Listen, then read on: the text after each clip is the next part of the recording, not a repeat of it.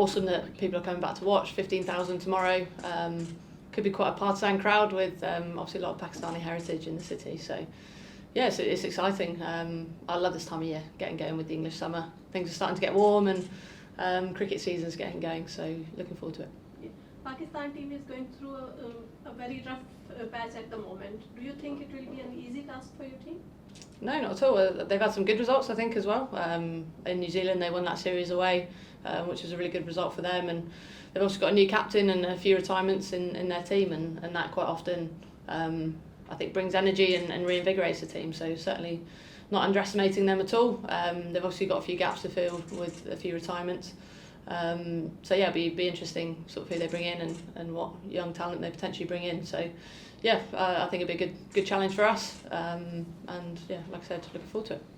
And weather is quite warm at the moment. So do you think it will be easy for you, or because Pakistan team is used to play in these kind of conditions? So yeah, it's above 20 degrees, which is quite rare for us, I guess.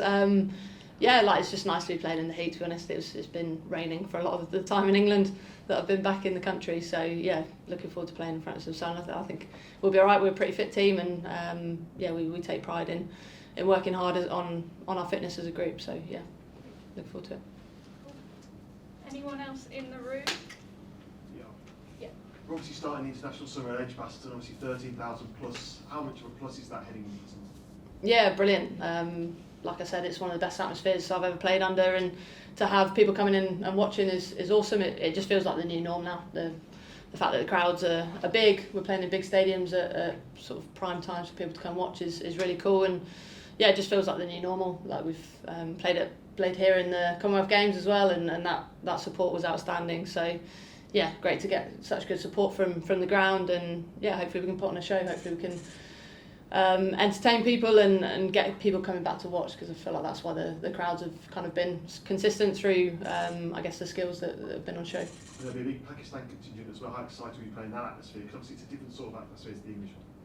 Yeah, excited. I'm intrigued to see what the crowd is like, and yeah, it's something probably won't have played under too much.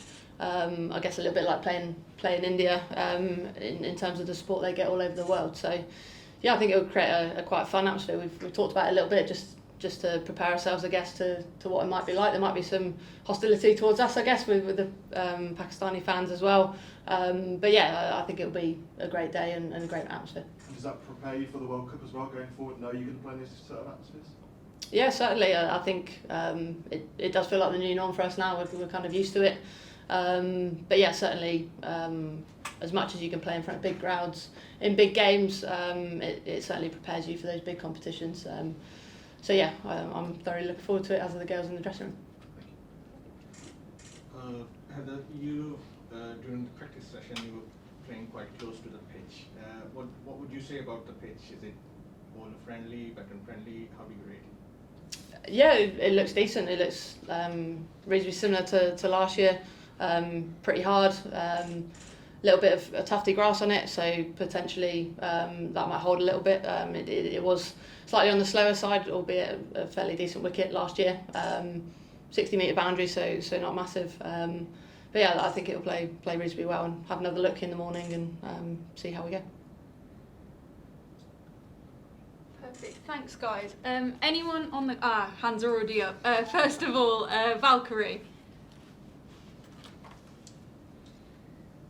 Heather, just off the back of a pretty successful tour of New Zealand, what in particular did you identify from that tour that you want to sort of work on, sort of in the English summer, and I guess with one eye toward the World Cup as well?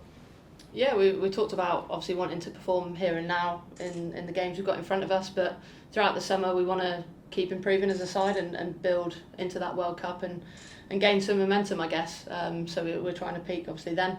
I think in New Zealand I feel like our T20 game we evolved a little bit. We played on maybe pitches that were slightly more tricky in the power play, slightly bigger boundaries, and we had to play a slightly different game, I think. I think that was really good for us. I think it probably added a few more tools in our bag and made us have to I guess be a bit smarter, I guess, with how we how we attacked and how we put pressure back on the bowlers. There was a lot more hitting into pockets, hitting twos. It was harder to hit sixes out there. So I feel like that's evolved us a lot as a side and evolved our kind of method a little bit. So yeah, just a continuation of that and being really adaptive to what we come across here, because that's going to be the same in Bangladesh. It's conditions that we haven't played a huge amount of cricket on as a squad. So yeah, having as many skills in our cricket toolbox, I guess, to try and call upon when we need them. And I think building that throughout the summer and building kind of settled positions, I guess, but also I guess as a bowling unit as well, having different people to bowl in different positions and sort of giving opportunities as and when there is the chance to do that during the summer as well. And Maya Bouchier was a real positive to come out of that tour. Can you just sort of give us your thoughts on her progress and sort of what you've seen of her since while you're preparing for this series? Yeah, she had a really good tour, particularly in that T20 leg. She took her opportunity very well. And she's just such a natural ball striker, I think, and she's kind of linked that side of her game alongside like her mental processes and being a bit more clear on how she wants to do things, and added that consistency, I think, because she's always had the talent to play well and strike the ball. So yeah, I think she wants to keep building on that, and she'll get a little bit of a run, and obviously she wants to grasp that opening spot with two hands. But yeah, from our perspective, we want that opener to go out and be aggressive and take the game on and continue to take the game on if they make it out of the power play as well. So yeah, that's the role she wants to play, and hopefully we see her do that this summer. Thanks very much. Best of luck. Thank you. Thanks, Valkyrie. Sonia. Hi Heather. Firstly, have you selected your team, and can you tell us who it is? Well, I guess it's available now. Natsiva Brunt is unavailable tomorrow. She'll be available for the next game. She had a minor medical procedure, so this game tomorrow comes a little bit too soon for her, so she's not available. So Freya Kemp will come in about 5, which is a cool opportunity for her. But yeah, the team will be announced at the toss tomorrow. But yeah, so the best team that we think is going to win tomorrow. And how important is it for you to sort of get that balance of your side right with these T20s, given how close it is now to the T20 World Cup? Yeah, reasonably important. I think we've kind of had a reasonably settled lineup of 3 spinners and 2 or 3 seamers with Nat in the side over a decentish period now. So I don't see that changing too much. And yeah, just little tweaks, but I think it's about keep building momentum, also get into the habit of being successful and winning and putting in really good performances in the here and now. So yeah, there's obviously still like places up for grabs a little bit of the World Cup, but we're starting to get towards finalising that final 11 and final squad. And obviously Nat being unavailable is something that could potentially happen in a big tournament just through injuries or things like that. So how are you looking to sort of cope in her absence, because she's been such a key figure for the side for so long? Yeah, of course. We obviously played those 3 T20s in New Zealand without her as well, and without a few other players. So that gave us an opportunity to sort of find out about a few people and add to our depth a little bit. But yeah, there's some good young all-rounders coming through. Danny Gibson has been impressive, particularly with the ball at the back end.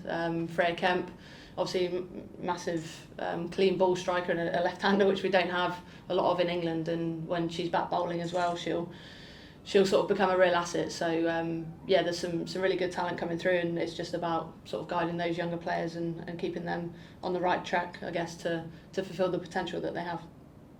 Thanks. Thanks, Sonia. We've probably got time for one more, so Rory. Thank you. I wanted to ask about Lauren Filer. I saw a stat that over the last period of time, she's got the highest average pace in, I don't know if it's televised games or recorded games, higher than Shabnam Ismail even. And I just wondered if you could talk a bit about what that weapon is like for you, and really, she's obviously quite new to international cricket, how you're learning about using that tool. Yeah, it's brilliant. That stat doesn't surprise me at all. She's pretty uncomfortable to face in the nets as well. I think with her bounce that she has makes her very tricky. yeah, but I've loved captain. It's quite exciting. It gives you that added sort of impetus, I guess, to try and take wickets, and particularly in some of the tests that we've played, I've absolutely loved. Particularly that test match at Trent Bridge last year, I loved captaining Lauren and seeing what she can do and how to kind of use her and have different plans at certain points.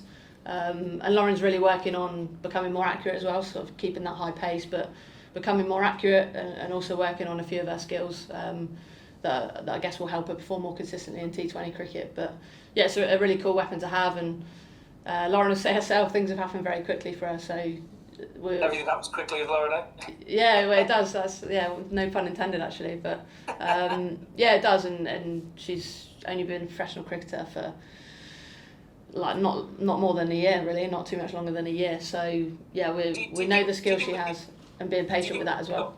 Yeah, well, in terms of being patient with that, do you think that she has to do a bit of her learning in international cricket to really find out where it can take her? Yeah, I think so. I think that's the hard thing, like the amount of cricket that some of the young girls have played, because the professional structure's only been around for a couple of years. So I think it's a lot of the case in international cricket, really. Like, a lot of the girls come in and are kind of honing their craft whilst they're in the spotlight and playing international cricket at the top level. So yeah, certainly that's the case for Lauren, and that's where you try and manage a player. I guess as a group of staff and as leaders in the team, as best you can to try and help them, and I think that's where the patience comes in as well, because yeah, that's quite often a thing that they're learning on the job.